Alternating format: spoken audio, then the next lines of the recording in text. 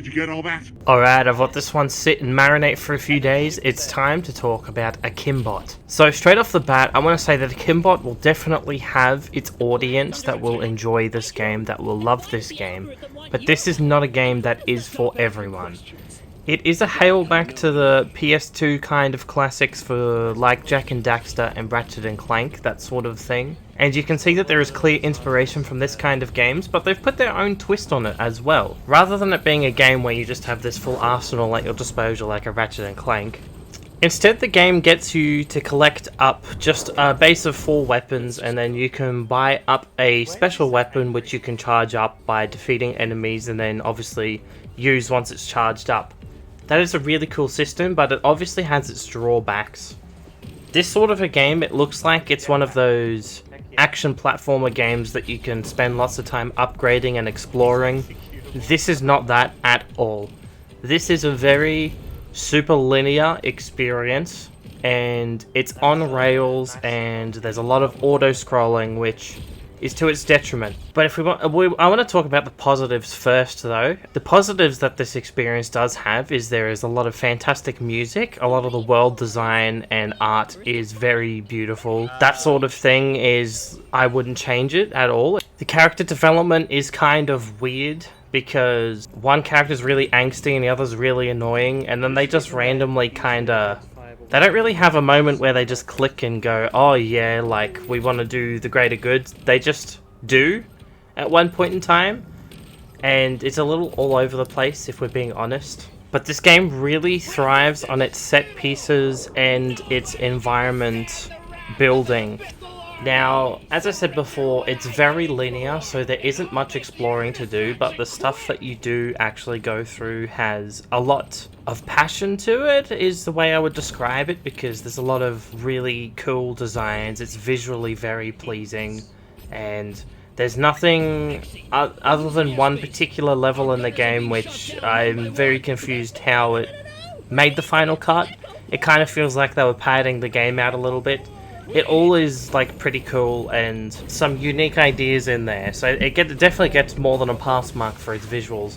And its sound, there's a lot of upbeat tunes to it, but there's a lot of thematically moving sections to the music and sound as well. This sort of game, people are probably looking for a little bit of an upgrade system or a little bit of discovery around the world. There is basically none of that, and that's one of the main drawbacks for this game, I think. While you can upgrade your super weapon is something that, if you're like me, you kind of barely ever use. That's it that you can upgrade for. Like, you're constantly collecting all of these crates of this blue energy to spend on upgrades, and then it's only for that. And the other thing was, there is no upgrades to any of your weapons or your armor or anything like that. In terms of exploration, you can sometimes find a cheeky side path, but the only reward you'll get is little spoon-fed bits of lore, which there are quite a few to find, and some of them are in cleverly hidden spots. Maybe I came into the game with the wrong predisposition of what it should actually be. I've come to realize that this game really thrives on what I mentioned before, its linear set pieces and world building. One of the other negatives that this game does have is there is a lot of either on wheels or auto-scrolling sections in which you're kind of not really doing much other than responding to an on-screen prompt or just flying around in circles shooting at things. And some of these sections, while they definitely fit the story, they just go on for way too long. There was a quote that I saw the other day which I think is kind of suitable, and I don't think it's meant to be taken in the wrong way at all. It said something like indie developers sometimes fall in love with their games a little too much, and that they just keep trying to extend certain moments of a game just because they really like it. But when it comes around to someone else actually playing it, there were a few moments where I was like, oh, this is still going? I was kind of over it like 4 or 5 minutes ago. And unfortunately, I think there's probably about 50% of the game where that is the truth. There are just, even the normal levels, some of them extend far too long. Even take the opening level, Like, it gets you to go through all the introductory stuff, it gets you to learn about the mechanics of the game, and it just kind of keeps going, and you're like, alright, is this going to go somewhere?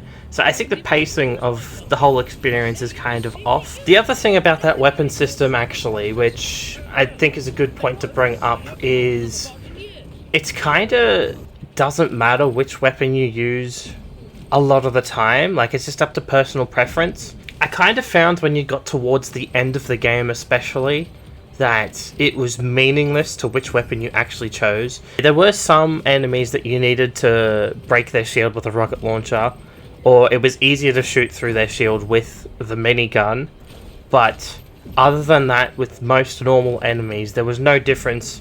I personally just like the sniper rifle style of play, so that's what I use a lot of the time. I feel like for a game that really tried emphasizing its combat in set pieces, that was a little disappointing, that there was no movement with that at all, and it was kind of meaningless at the end of the day. But if I had to label this game, it is a platformer first. This game is a platformer first. Then it's a storytelling game second.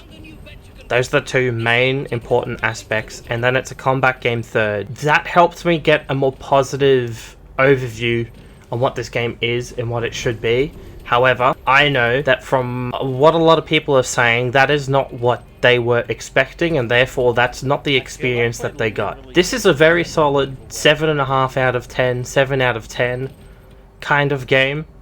It does have quite a bit of issues, but it's also, if you're in the right frame of mind and you're ready to experience what it has to offer, you will have a lot of fun. Like, this game is genuinely fun, and there's a lot of cool ideas in a lot of areas. It just has a lot of those things that come with experience. This is a relatively new studio, as we discussed the other day, so I honestly just give them full marks for trying to create something original and new, whilst also throwing back to an era of nostalgia, basically. Some other quick thoughts. There were some random sequence breaks that were happening throughout the game, which they were kind of just there to break up the tempo of the game. Like, there were funny enough ideas, and clearly someone at the dev studio just wanted to, like, oh, we should chuck something like this in. So they were like, oh yeah, let's just put a tiny little bit here or there. Let's not, like, spend too much time on it, that sort of thing. They are fun enough, but it just ruins that pacing as well a little bit. The boss designs as well, they're quite fun and interesting, and they're different. Rather than just like shooting a guy and whittling down his health, there's usually a bit more puzzling to it. One other thing was there was some slight performance issues on the PlayStation. That's the one that we reviewed it on, and for some reason whenever we swapped shoulders there was a drop in frames. I'm not sure what was going on with that, and the game would also have automatic checkpoints basically, and every time one of those popped it would also drop frames throughout the game. Honestly, about 10% of the whole experience was spent with dropped frames for seemingly no reason. That's just a minor issue. It's something that I personally can easily look past, but I know for some people that might really annoy them. I'm sure it's just something that can be patched out, or I'm not sure actually, but yes, it shouldn't affect the experience too much. So that is Akimbot. Congratulations to the studio for releasing it. There's honestly a lot of fun to have for some people. It's not a game for everyone. To sum up, yeah, cheers.